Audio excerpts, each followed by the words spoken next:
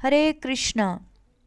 आज हम श्री वृंदावन धाम में स्थित सप्त देवालयों में से एक प्रमुख मंदिर श्री राधा दामोदर मंदिर के विषय में जानेंगे, जो आध्यात्मिक ऊर्जा का स्रोत है तथा यहाँ आने वाले भक्तों के भीतर वह ऊर्जा संचारित होती है, क्योंकि यह वह स्थान है जब एक समय श्रीला षड गोस्वामी गण एवं अनेकों आचार्य मिलकर यहाँ कृष्ण कथा किया करते थे।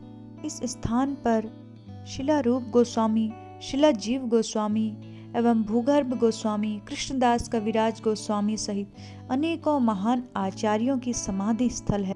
इन समाधि स्थलों का दर्शन एवं परिक्रमा कर तथा वहाँ की रज अपने माथे पर लगाकर भक्तजन अपने को कृतार्थ करते हैं।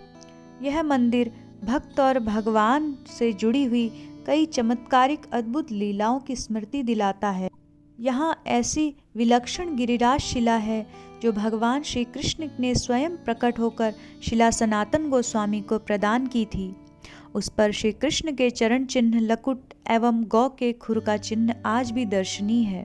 भगवान ने वचन दिया है, इस गिरिराज शिला का कोई 4 परिक्रमा करेगा तो उसे सप्तकोशी गिरिराज परिक्रमा का फल प्राप्त होगा। गिरिराज शिला इस मंदिर में विराजित होने के कारण श्री राधा दामोदर मंदिर की 4 परिक्रमा करने से एक सप्तकोशी गिरिराज परिक्रमा का फल प्राप्त होता है।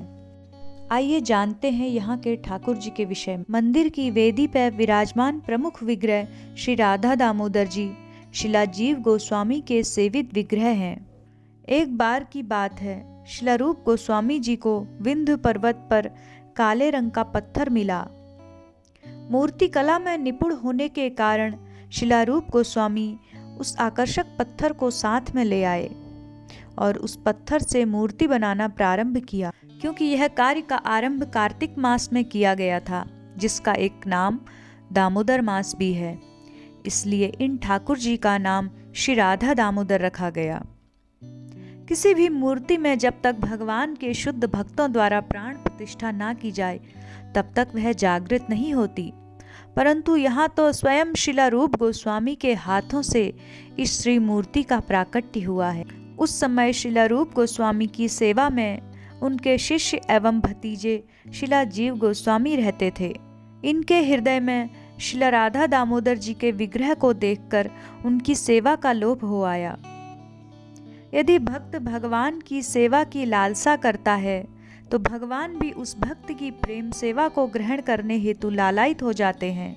यहाँ भी यही हुआ और शिला रूप गोस्वामी ने ठाकुर श्री राधा दामोदर जी का विग्रह शिला जीव गोस्वामी को प्रदान किया। अब तो शिला जीव गोस्वामी बड़े अनुराग में भरकर अपने ठाकुर की सेवा में लगे रहे। कभी इनका श्रृंगार करना, भोग अर्पण करना तथा कभी विश्राम आदि की चिंता करना। इनका समय निरंतर राधा दामोदर के चिंतन में ही व्यतीत।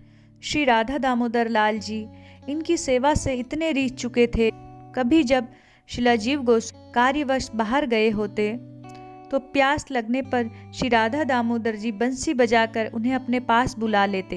तत्पश्चात ये आकर उनको जल अर्पित करते। आज भी वही वंशी के द्वारा श्री राधा दामोदर लाल जी दूर दूर से असंख्य भक्तों को वृंदावन बुला रहे हैं और उन्हें अपनी ओर आकर्षित कर रहे हैं।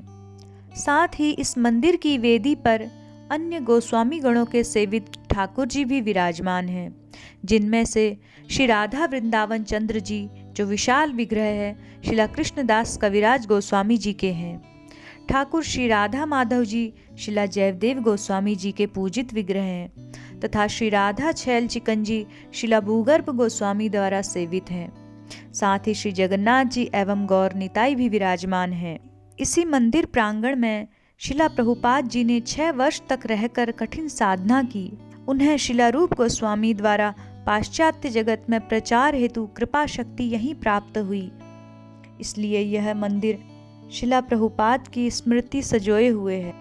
जब कभी वृंदावन जाएं तो शिला राधा दामोदर मंदिर में जाकर वहाँ की 4 परिक्रमा अवश्य लगाएं, जो एक गिरिराज परिक्रमा का पूर्ण फल प्रदान करती है। हरे कृष्णा।